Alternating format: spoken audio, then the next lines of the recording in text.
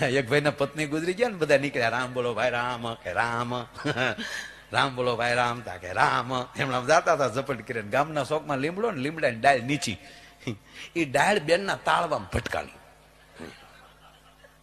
સમજી ગયા ને આમ જો કહું છું. અને પેલા તો બાપુ ડોક્ટરો હતા નહીં, એટલે એમણે આમ જોઈ જોવે કે કઈ હા બા લેતા નથી, પણ મૂળ તાળવે જીવ સડી ગયેલો.